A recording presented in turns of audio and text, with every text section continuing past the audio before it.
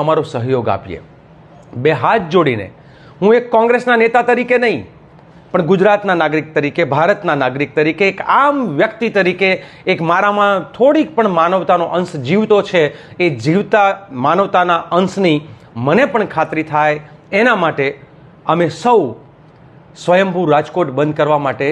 અત્યારે અહીંયા રાજકોટમાં ધામા નાખ્યા છે। પરિવારોને મળીએ છીએ, 1.25 લાખ પરિવારો રાજકોટના વ્યક્તિગત મુલાકાત લઈને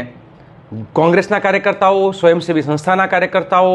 સેવાદળ, કિસાન કોંગ્રેસ, યુથ, NSUI, મહિલા કોંગ્રેસથી લઈને OBC department, SC department, minority department, બધા જ લોકો, એટલે હું એક એક ડિપાર્ટમેન્ટના નામ ગણું તો એવા બધા જ લોકો આજે રાજકોટ આવી રહ્યા છે। મેં આપને પણ આહવાન કરીશ, ગુજરાતભરના નાગરિકો, કે તમારો માયલો જાગતો હોય, તમારો પોતાનો અંતર્માત્મા એમ કહેતો હોય કે મારે આ ન્યાયની લડાઈમાં પીડિત પરિવારોને સાથ આપવું છે, તો આપ આવો રાજકોટ। 21 તારીખથી આપ આવી જશો તો ખૂબ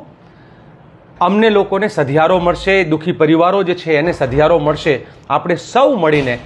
રાજકોટના 1.25 લાખ પરિવારોને વ્યક્તિગત સંપર્ક કરીને સહમત કરીએ કે આપણે આ દુઃખમાં ભાગીદાર થઈ હકની લડાઈમાં ભ્રષ્ટ અધિકારીઓને અહીંથી કોઈ પણ રીતે સજા થાય, ભ્રષ્ટ પદાધિકારીઓ, એ ચાહે કોર્પોરેટર હોય, મેયર હોય કે મંત્રી હોય,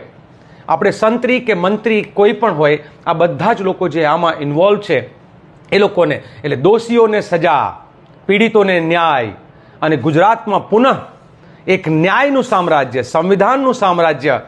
માત્ર ને માત્ર જે અત્યારે તાનાશાહ ટાઈપનું જે સામ્રાજ્ય ચાલે છે એની સામે અવાજ ઉઠાવવો જરૂર છે। માટે રાજકોટ સ્વયંભૂ બંધ માટે આ પીડિતોની